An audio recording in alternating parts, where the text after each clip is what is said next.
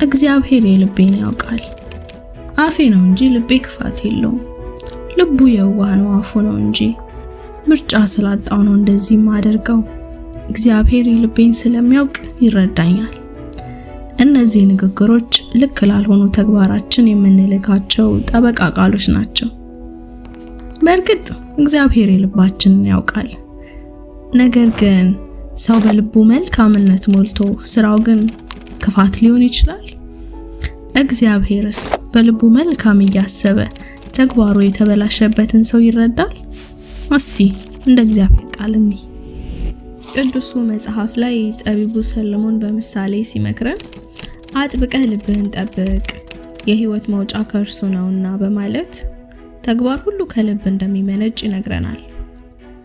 መምህሩ ኢየሱስም በልብ ሞልቶ ከተረፈው አፍ ይናገራል በማለት ድርጊታችንና ንግግራችን ስናሰላስለው ከነበረው ከልባችን ሐሳብ እንደሆነ ይነግረናል። ልባችን አንደበታችንንና ድርጊታችንን እንደፈለገ የሚዘውር ዋና መሪውን የሚይዝ ሹፌር መሆኑን ከተረዳን የልባችን ቋሚና ተመላላሽ የሐሳብ ደንበኞች እነማን እንደሆኑ እንመልከት።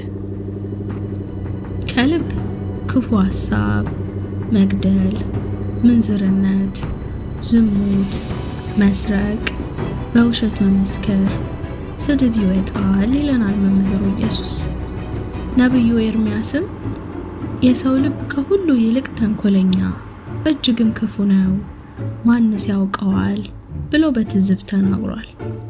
ስለዚህ ልባችን ራሱ ለጠነሰሰው ሐሳብ ሌሎችን የሚኮንን ኃላፊነት የማይወስድ ስለራሱ ንጹህ ነኝ፣ የዋህ ነኝ በማለት በሐሰት የሚመሰክር ሸንጋይና አታላይ እንደሆነ እንረዳለን።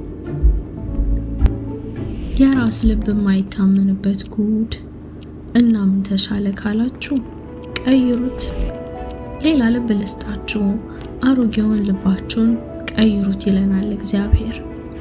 ትንቢተ ሕዝቅኤል ላይ አዲስ ልብ እሰጣችኋለሁ፣ አዲስም መንፈስ በውስጣችሁ አኖራለሁ፣ የድንጋዩንም ልብ ከስጋችሁ አወጣለሁ፣ የስጋንም ልብ እሰጣችኋለሁ ብሎ እግዚአብሔር ቃል ገብቶልናል።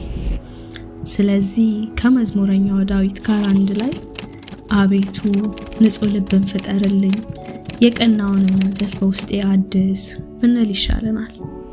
ሐሳባችንን ስንጠቀልል የሰው ልጅ መልካም እያሰበ ክፉ ሊናገርና ሊያደርግ አይችልም። እግዚአብሔርም ለክፉ ስራችን የምናቀርበውን ምክንያት አይረዳም። አይ የኔ ይለያል ተግባሬ ነው እንጂ ልቤ ንጹህ ነው የምንል ከሆነ የእግዚአብሔርን ቃል ውሸታም እናደርጋለን። ይልቁን ከእግዚአብሔር መልካም ልብ ተቀብለን ሐሳባችንና ስራችን ይስመርልን። ጠላቴን መውደድ እንድችል ለክፉ መልካም እንዳደርግ ብርሃኔ እንዲበራ በቅንነት እንድኖር